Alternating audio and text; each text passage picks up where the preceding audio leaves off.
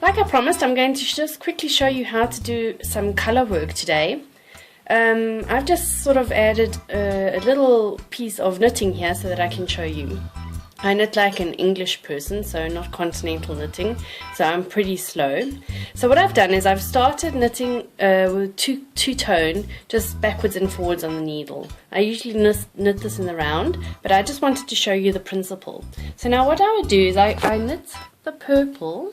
Once I've added the purple into the knitting, when I come back to the beige, well, let's just do another purple one here, and now I'm going to do the beige. So now I'm going to take the beige wool and I'm going to take it behind and knit normally. Then what I do is I always look at the back here and I pull this thread just a little, so it's a bit over exaggerated, so it looks rather loose, because the thing is, when you're knitting a garment, this can get quite tight, especially if you're knitting in the round with many stitches. If you don't pull this apart, pull those stitches apart and pull this thread a little looser, you're going to find that your colors are going to start to bunch, and then you can just carry on knitting until you get to the next color.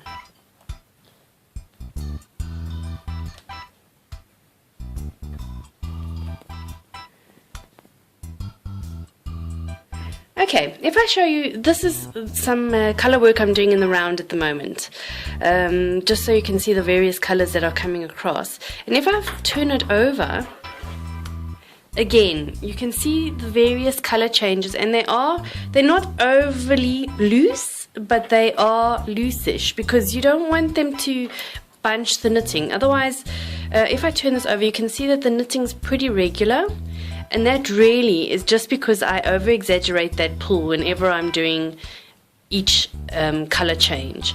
So I would recommend it, especially if you're knitting in the round with many stitches. You're going to find that it does start to bunch if you do not loosen the back stitch. So always when you've knitted the first of your color knitting, just pull that thread behind a little looser, and then you'll find that you'll have a nice even tension throughout your color knitting. Don't forget, also, if you're going to be carrying color, don't carry more than 6 stitches at a time. That's really the limit of coloring, of moving color over.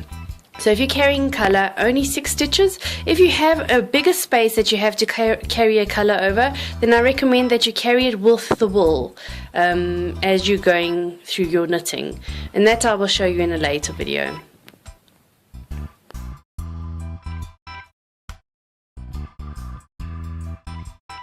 Alright, I want to just quickly show you how to carry wool over a longer space. So before we're going to just start to carry the wool, so you just take your new color, knit the stitch, and then you can tie it as you go along, or you can tie it later or sew it in. Okay, so say I'm going to knit 2 stitches, and then I have to, well, let's just go right across.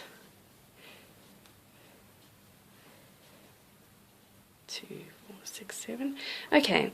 Oh, hold on. Sorry, I must just undo that.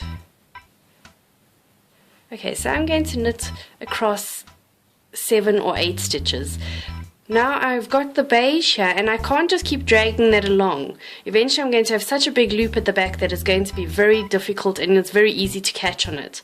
So actually I'll even take one further back. So what I'll do is I carry the wool, and in doing that, I just put this wool over the yarn that I'm knitting with. I just put it there, and you can see it automatically carries. And then what you can do is knit the next stitch, and then you can carry on for another. And then you can see it has created a loop here at the back, a beige loop. And then I can pull it slightly. You don't want it again too tight, because then it will make the purple bunch. And then you go over again. Again, like with all color work, make sure that this one is then loose enough at the back, and then you can carry on knitting. I hope those helped you in your color work. Thanks for watching. Bye!